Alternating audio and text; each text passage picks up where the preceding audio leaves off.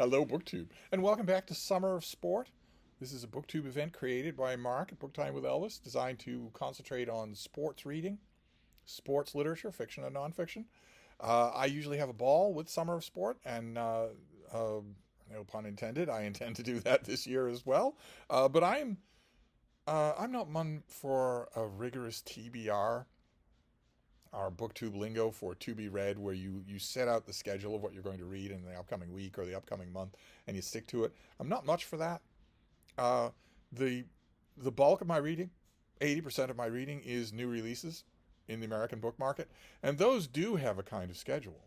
Those are released month by month and then week by week within the month. So when it comes to the 20% of my reading that I do that isn't that, which I'm in the summer for BookTube events, I give it almost entirely over to BookTube. I don't do that. When it comes to that 20%, I don't plan. Instead, I go where the winds blow me. And they were blowing last night when I read this, The Boyfriend Zone by Ruby Keller. It is, as you can see, another gay hockey romance. It is another gay hockey romance novel. We're only in day 2 of Summer of Sport, then it's all summer long, so I'm not worried. I'm not worried at all that my summer will somehow be supernaturally given over to gay hockey romances. First of all, there can't be that many. Summer is 90 days long. There can't be that many. But I read this one last night. It seemed to be the top of the roster. And this is a very different thing from the gay hockey romance that I read yesterday, that I told you about yesterday. This is lighter in every sense of the word. The gay hockey romance yesterday had some dark subjects, and it dealt with them in a fairly adult manner. Awful slangy, awful zippy and zingy, but still a fairly adult manner. This has almost no darkness in it at all, hence I assume the cartoon cover. This is the story of Luke. It's a college hockey. It's a college hockey team. It's a high profile, very well performing college hockey team, but it is a college hockey team, and there is a young journalist named Lucas who is covering the team and has all sorts of aspirations to be a professional journalist. He has been trained by professional journalists, and he notices something when he's looking at the team in practice. He notices that their star player, Sean, a dreamboat. They're both dreamboats, of course. There's no room in gay hockey romances for schlubs. He notices that Sean is very nondescriptly favoring a shoulder, and it triggers his journalist instincts. He starts to think, is it possible that the star of the team, someone on whom it can legitimately be said the team's success depends, is injured and doesn't want anybody to know that?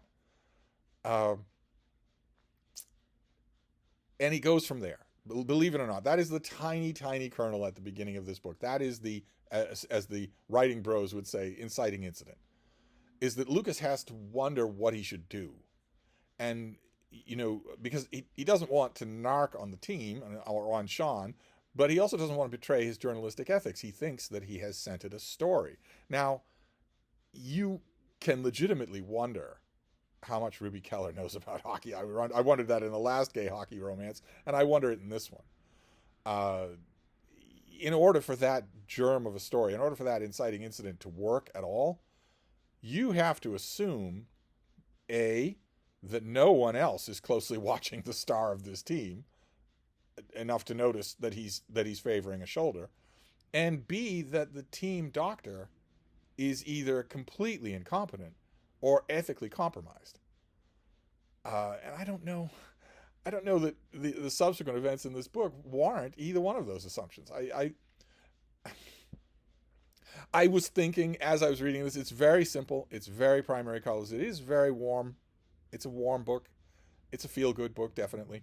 But as I was reading it, I was thinking, well, there are all sorts of ways that you could have introduced this conflict with Lucas without doing it this way, without doing it in a way that I'm sure was the first thing to occur to you, but it isn't the most likely way. It requires a whole bunch of people to not be paying any attention so that Lucas can pay attention. I have to say, no offense to our little journalistic dreamboat, but Lucas doesn't seem like all that observant a person.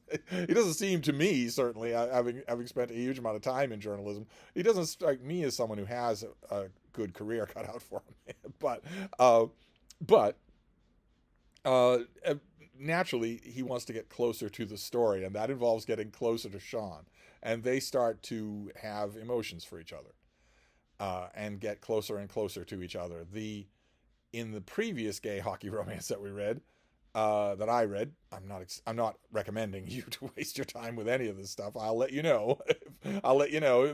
I mean, with this book at least, it would function perfectly well as a brainless palate cleanser. It is a warm hug of a book, which was not true in the last one. So at least if you knew that and you wanted that, this would work. And I think the only reason this came across my plate is because it was on Kindle Unlimited, which means if you have Kindle Unlimited, you could get this for your library. Kindle Unlimited is a service that Kindle has where you pay a fee, an annual fee, and you have access to an enormous library, tens of thousands of titles, most of them indie titles, most of them titles that you will be becoming aware of an indie author's work and maybe becoming a customer of theirs. That's the principal reason that I use Kindle Unlimited, is to know which indie authors deserve my actual money.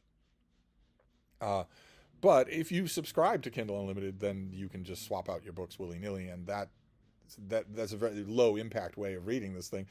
If you want that, if you want a warm hug of a book, and obviously the first book in a series. I didn't check to see, but this is obviously the first book in a series because there are a whole bunch of supporting characters, all of whom are going to get stories of their own. It's just inevitable. One in particular that is he's just trembling on the edge of not being a supporting character anymore, being a main character. And when romance authors of any kind do that, that's someone they're going to give a whole book to down the line if there's any kind of encouragement from fans or their publishers or whatnot.